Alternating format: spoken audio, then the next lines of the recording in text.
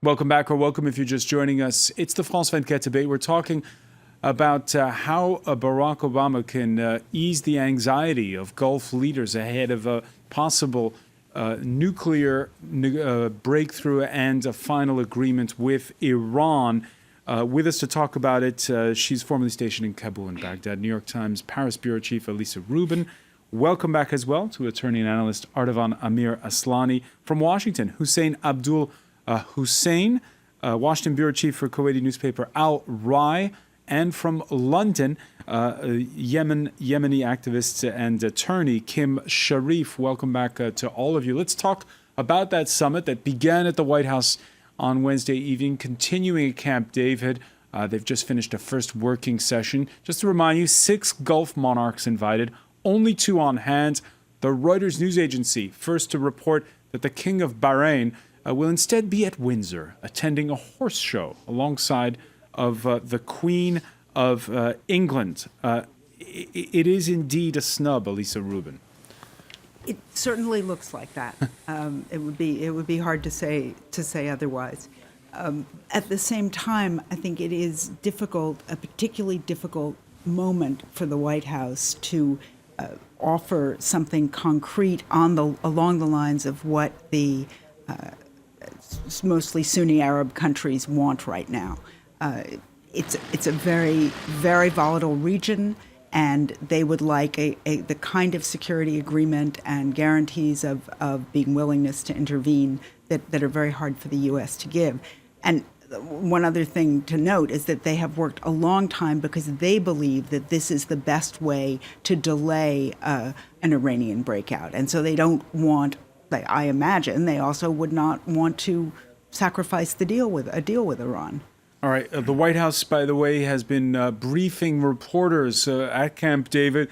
They say they're looking at how the U.S. can expedite support on ballistic missile defense and border securities with the Gulf states. So there are a few, if not promises, at least assurances of where the White House is going on that. Hussein Abdul Hussein, your thoughts on that statement that has just come out, that they are going to be helping Gulf states with support on ballistic missile defense, or at least talking about it?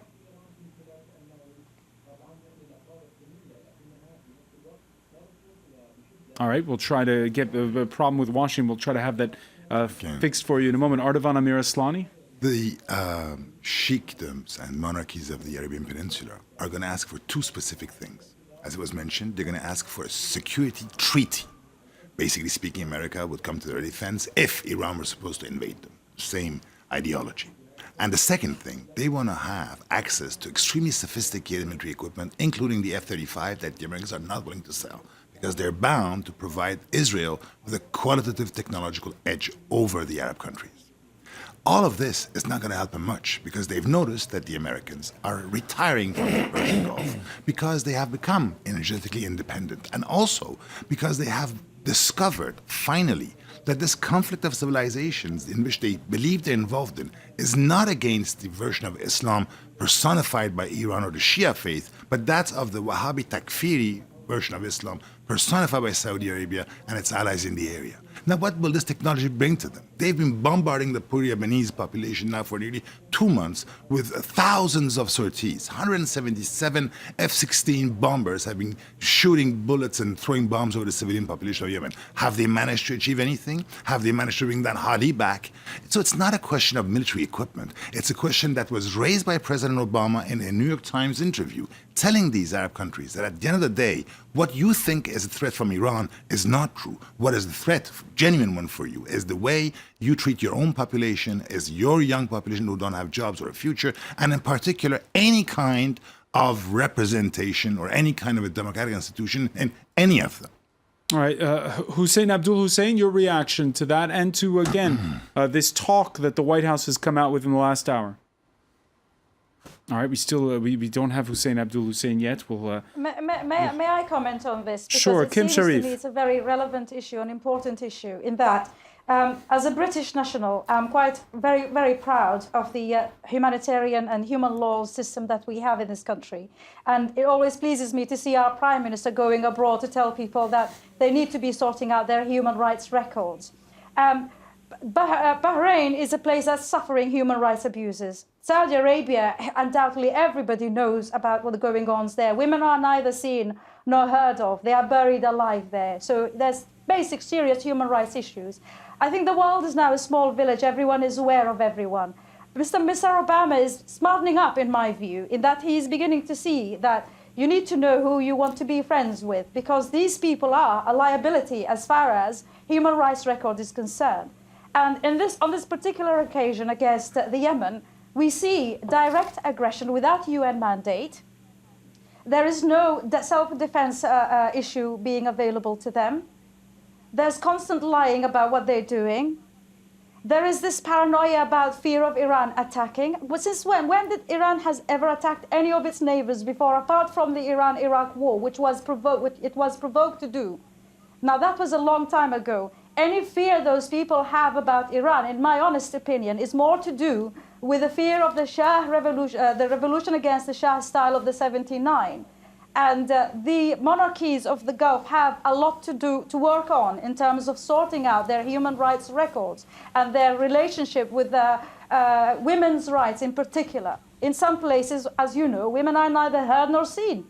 Hussein Abdul Hussein. Yes. Your thoughts on what we've just been speaking about, and also on this statement from the White House that it says it can give assurances to its Gulf allies that the Iran talks are about the nuclear issue and solely the nuclear issue. Yes. Well, first of all, I'm not sure I caught the whole thing that you were talking about, but from what I got was talking about human rights, and it always amuses me how some people can talk about human rights abuse in Arab countries and at the same breath defend Iran. I mean, we have to be honest and just say that both Iran and Arab countries are near the bottom of every human rights index in the world, and then let the debate start. So what we're talking about is practically a balance of power between the Shia and the Sunni, with the great powers who are trying to probably be fair. And now we know that this administration is not interested really in spending time and money and effort in maintaining what has been in place for the past few decades. Concerning the statement from the White House, I think this is an indication that what has been going on has faced so many blocks and stumbles, because at the background briefings that we received from the Barack Obama administration, senior officials like Colin Kahl, the National Security Advisor to Vice President Biden, Rob Malley, who's on the National Security Council, and Ben Rhodes, who's the Deputy National Security Advisor to the President, they were talking specifically about coaching the Gulf countries on how to engage and handle Iran, because any solution in the region will have to take into consideration that Iran should be part of the new security structure. I don't think this kind of preaching fell on good, receptive Arab ears, and I think the talks have been stumbling, which made the White House say, okay, this is only about the nuclear issue. And even the nuclear issue, like we said, there is no agreement yet, which means that President Barack Obama is telling something that he doesn't even have so far. All right. The White House also saying there have been requests from Gulf states for help in developing capabilities such as cyber, maritime, border security. Elisa Rubin, we're getting little pieces of things, but we're not going to get a comprehensive defense agreement, are we, with those Gulf countries? I don't think so. I don't see how the U.S. at this moment can do that, and any more than they would give a defense. I mean, they're not going to give a defense agreement, obviously, to Iran either. They're not. That it's a very messy area. The U.S. had a terrible sort of result in the war in Iraq. Many problems. If there was any lesson that people have taken on board in the United States, it's that you want to be very careful before you go into that region, and it's why they hesitated ultimately in Syria. There wasn't a clear way to go in there and to know who you were sending your weapons to. All right, on that point, let's listen to Barack Obama. It was on Wednesday evening at the White House dinner, putting on a brave face, most notably in the company not of the Saudi king, but of the new crown prince and deputy crown prince. The United States and Saudi Arabia have an extraordinary friendship and relationship that dates back to Franklin Roosevelt and King Faisal, and we are continuing to build that relationship during a very challenging time. Reminding people of the friendship with Franklin Roosevelt, is that the kiss of death in a way? It is historic, and it's important to know that things have changed. What President Obama is referring to is a meeting that occurred between Franklin Roosevelt and King Abdulaziz, the founder of Saudi Arabia, in Egypt, whereby basically the Americans told the Al Saud dynasty, we're going to keep you folks in power forever and ever as long as you guarantee our supply of oil. Now, today, it was mentioned things have changed. America has become, from an energy point of view, totally independent. I mean, they are importing 4.5 million barrels of oil less today than they did 10 years ago. So this provides them with the freedom to reanalyze and restudy the relationship with the Arab world. That's what's making them panic. And talking about defense budgets, I mean, Iran is considered as a huge threat, and I'm sure some people rightfully think so. But that being said, the military budget of Saudi Arabia is $80 billion last year, $80 billion. Iran's is 15. All of these people have the highest level of equipment protecting them from whatever threat that could come up to them. But they refuse to ask the genuine question, that is, how are they going to survive with a population that is not going to be content with this state of affairs, with the price of oil that is going to go crumbling and crashing down, and with resurgent Iran is going to come back? The Iranian threat in the Saudi mind is not Iran invading them. Nobody believes this. It's about Iran being empowered. It's about a population of 80 million educated people having access to the world. It's about $150 billion being immediately freed into the hands of the Iranian economy, gradually speaking as of the end of June. It's the fear of Iran coming back and the Arab world being pushed back to the back seat, as it was their case during the Shah's time in the 70s. Hussein Abdul Hussein, is it a zero-sum game, or can it be win-win?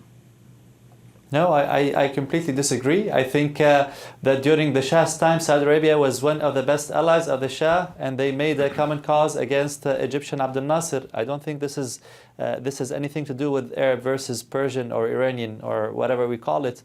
I think the biggest problem here is that the very nature of the Islamic Republic is expansive in a way that it destabilizes many of the governments that are in the neighborhood. And this really makes the Saudis and other Gulf countries feel concerned.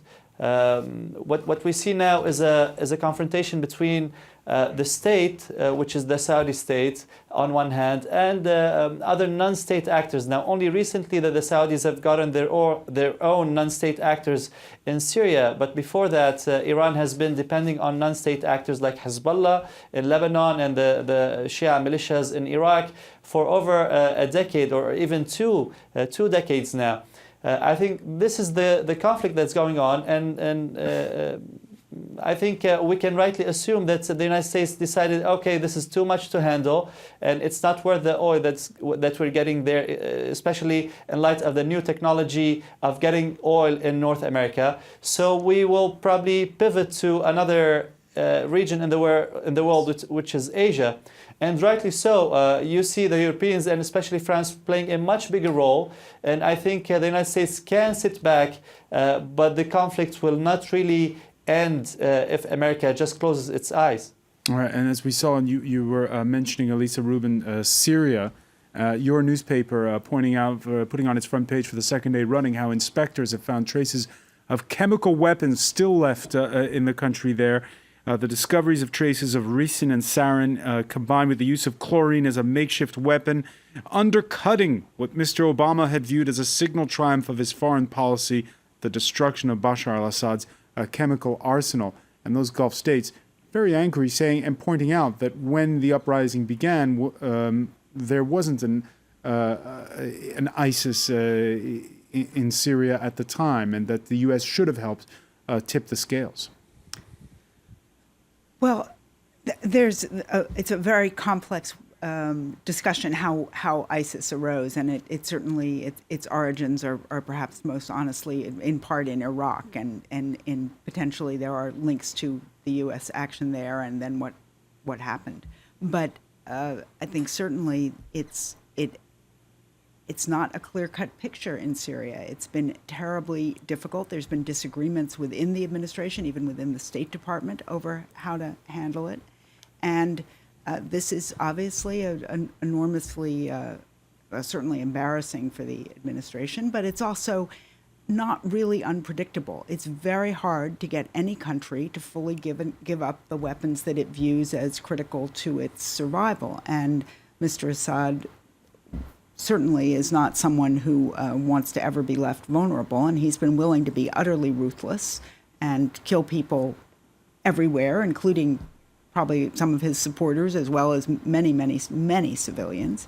And one would expect, I think, that this would happen, but it certainly makes it hard now for the U.S. to formulate its next step. But it brings us back to the point that Hussein Abdul Hussein was making. If you close your eyes, the problem doesn't go away. No, it doesn't go away. And undoubtedly now, in fact, the U.S., already had begun to look at arming some of the Sunni rebels who are against Assad, but who are more moderate than the ISIS ones, which was what they had been reluctant to do a few years ago. So it's a constantly shifting picture, and that's why I think they're trying not to overcommit to any state as they look at this region. Today, as we speak, the Iraqi president is in Tehran. This notion that Iran's tentacles are constantly growing and moving throughout the region. Is it an accurate one? I think it is. I think Iran has moved, and it has perhaps the most educated. It's been living more or less at peace, which the Iraqi population has not, nor in fact very much has Lebanon. And they have moved to help their neighbors, and largely and certainly almost entirely their Shia neighbors. I do think that they are interested in exercising their power among friendly countries, and there is an enormous sectarian difference in the whole way that the different groups in the region see things. Had the Iranians not asked their allies in Iraq, the Shia militias, to bring their help and assistance to the Iraqi government, the city of Samarra would have fallen. Baghdad would have been threatened. Now today, if the Iraqi troops have gained the opportunity to gather their force again and to put up a fight against the Islamic fascist movement of ISIL, it's because of the opportunity that Iran gave them. And one should not blame Iran, which is a predominantly Shia country, from coming to the aid and assistance of other distressed Shia populations. This shouldn't be an issue. And we're not talking about getting involved in other people's sovereign countries. It is not Iran that is bombing Yemen. But it is Iran that's supporting Hezbollah. It is Iran that's supporting the Houthis. Iran is supporting whatever it feels that the Shia minority is being badly dealt with. And people need to look at the history of the area. The Iraqis who have managed to regain control over the country, the Shia, in 2003, for 1,000 years they were under the domination of the Sunnis, be it the Ottoman Empire or the Abbasid dynasty. The same thing is true in Syria and elsewhere. Had it not been for the French who recognized specifically the Alawite community as a community, they would have been second-level citizens. So these Shia, now that they've got the power, they're not going to let go of it. And what the Sunnis can't stand is that the major countries, the major cultural capitals of the Arab civilization, whether you're Baghdad or Damascus and tomorrow maybe Sana'a, are today dominated by people who are favorable to Iran. And this really burns their heart. All right, we've been talking about proxies on all sides. Kim Sharif, question for you. Yes. Yes, sir. Can Yemen sort out its own problems without outside intervention? I'm glad you asked me that question, because it's absolutely imperative that we make this very clear. You see, the excuse the aggressors have given for the bombing of the Yemen at the moment is that the former caretaker president had asked them to do that. Now, the reality is he was, as the statement goes, a caretaker for only a limited period of time, 2 years. His term was expiring. It was extended for a further short period to allow for the selection of a suitable alternative. You have to bear in mind that he was not democratically elected by the entire population. Now, in February this year, all the parties were in agreement. All the details were agreed upon. There was only one issue left to deal with, and that issue was the choice of a new president. That is the time when the bombing starts, a matter of 2 days, and that's when he, the caretaking person who, in the eyes of all the Yemenis at the moment, is a traitor, leaves the country, resigns. He's been called upon to come back, resume responsibilities. He refuses, and then he leaves the country in women's clothing, of all things. Nevertheless, he hasn't got a leg to stand as far as whether or not he can ask other people to come and get involved. So the reality on the ground is everybody was in agreement. The Ishtiraki, the Nasiri, the Ba'ath, the Ikhwan, the Hizb al-Mu'tamar, and the Houthis. All of these people were the same people that were involved in the Arab Spring that was the cause of the deposition of the former president. And when we have reached an agreement and we were ready to get on with our business, what really made the Saudis nervous was the fact that they weren't directly involved in controlling the Yemen like it had been for the past 30 to 40 years. And they got into a state of panic, because if you look at the dates, Right. Hadi leaves the Yemen on 24th.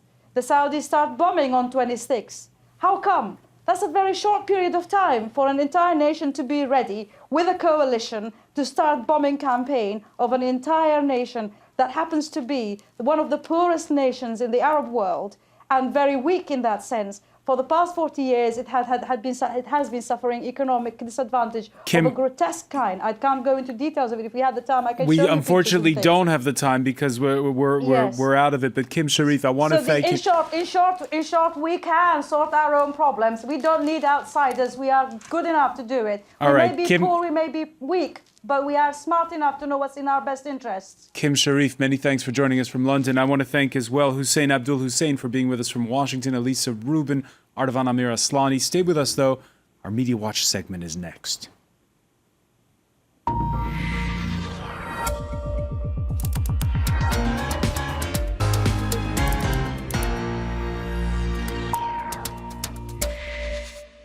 And we're in luck. Emma James is here. Hi there. And Emma James not only knows about international politics, but she knows a thing or two about horses as well. I do And it indeed. is topical. Yes, for Explain. once. I have an excuse to talk horses. Yes, the Windsor Horse Show, which is, of course, where the Bahraini king is heading instead of going to meet with Barack Obama. It is a huge show. It's of great interest to the equestrian world, but it goes over 5 days, and the fact that you have... People in the newsroom got confused. They thought it was a horse race. Yes, very, very different indeed. This is much more staid, much more of the traditional horsey crowd. It's not high heels and posh hats. This is welly boots and wax jackets. But it is of niche interest. You know, you've got 150 classes over 5 days, something like 50,000 visitors. So, of course, that's only 10,000 a day. However, this has really brought the attention of the world to this particular show. One of the things that you can get to see, which is quite unusual, you're in the private grounds of Windsor Castle. Normally, you can't get access to them. This is Prince Philip, the husband, of course, of the Queen, driving around in the rain today at the age of 93. It really is quite a family affair for the royals. So you're vindicating the King of Bahrain for going to Windsor instead of the White House. Well, if you were to look at the sort of British Bible of equestrianism that is the horse and hound, then you would have to say yes. They, of course, point out there is no favouritism here. The Queen's horse was actually beaten into second in the ladies' hunter class. There you go, little insighters to the kind of... True democracy. Exactly. But, of course, now it is garnering the attention of many people outside of the horsey world, many of them wondering, what on earth is this event? And this journalist saying, you know, skipping the GCC summit with arms offers to attend the Royal Windsor Horse Show. This journalist thinks it was an easy decision to make between a horse show at Windsor Castle or a jackass at Camp David. Oh, dear. I hope I'm allowed to use that word. Elsewhere, there are articles talking about, you know, the reason behind this. And according to the Daily Caller, this was actually something that was a long-standing engagement, and the visit's planned to really highlight the exceptional historic relations between these two royal families. However, if you take a look at the coverage from Hello, you do start to wonder whether maybe the King of Bahrain just thought he might have a little bit more fun. You've got the Queen there with Camilla, of course, the wife of Prince Charles, having a high old time. And she's pictured in her cardigan, dressing down. She's even driving herself around in a Range Rover at this show. So it is quite an unusual sight to see the royals in this kind of environment, and maybe that was part of the pull too. Okay, we're going to graduate from horses to dogs. Indeed. This really is the biggest story on the internet right now. It is all about the dogs belonging to Johnny Depp. Oh dear. He has been told, get them out of Australia by Saturday or they will be euthanised. He brought them in on a private jet last month. They were spotted going to a grooming parlour and people realised he'd never actually cleared quarantine with them. So there is now a petition which has been signed by 11,000 people calling for them to be saved. Even the Guardian newspaper, which is normally very seriously minded, they report on this one. And at the bottom of the article, you can see they've actually got a countdown. 1 day, 5 hours, 3 minutes and 17 seconds. It is ticking. That's the time he has left to get his dog safely out of the country. Lots and lots of jokes online. Some of the best ones here. Oh my God, actually looking into it, Yorkshire Terriers are clearly a danger to society, possible jihadists. And it's seen the birth of the War on Terrier hashtag, the best I've ever seen on Twitter. We will finish with that unfortunate pun, Emma James. Many thanks. I want to thank our panel once again. Thank you for being with us here in the France 24 debate.